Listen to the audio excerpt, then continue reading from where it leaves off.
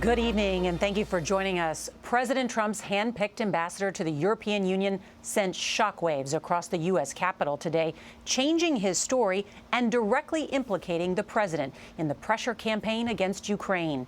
Gordon Sondland told Congress there was a quid pro quo, an attempt to trade military funding for an investigation of Mr. Trump's rivals, and it was done at the direction of the president.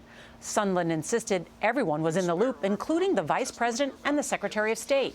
And he dramatically shifted the timeline, saying the attempts to push Ukraine to investigate Joe Biden and his son began as early as last May. We have a team of correspondents covering today's dramatic developments, and we're going to begin tonight with Nancy Cordes at the Capitol. And Nancy, Sondland's testimony went further than many expected, right?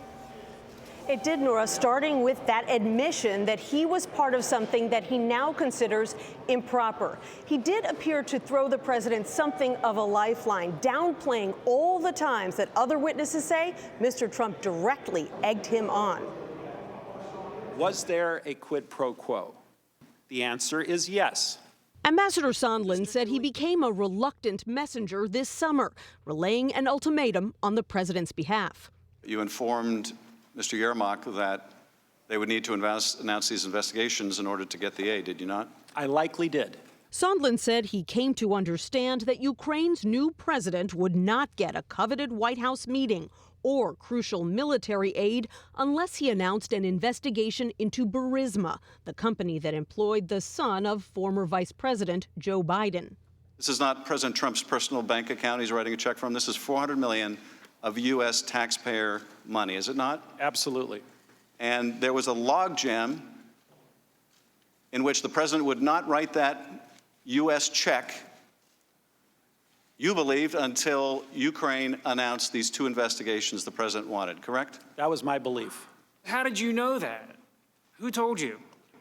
Well, when the president says, talk to my personal attorney, and then Mr. Giuliani, as his personal attorney, makes certain requests or demands, we assume it's coming from the president. So the president never told you about any preconditions for the aid to be released?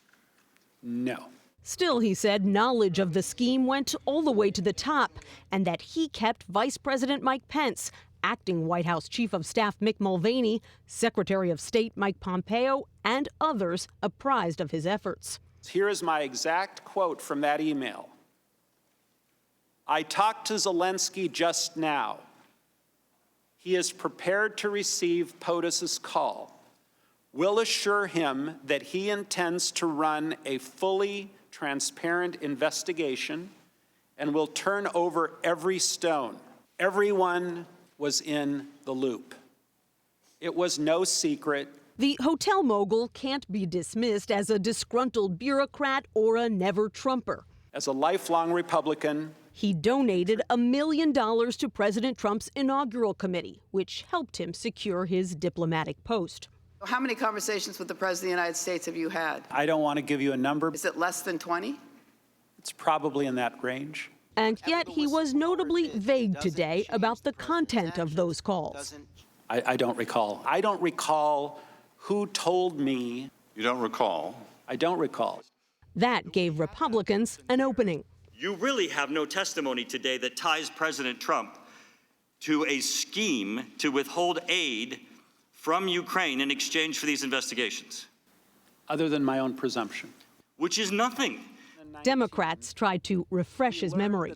Holmes then said that he heard President Trump ask, quote, is he, meaning Zelensky, going to do the investigation?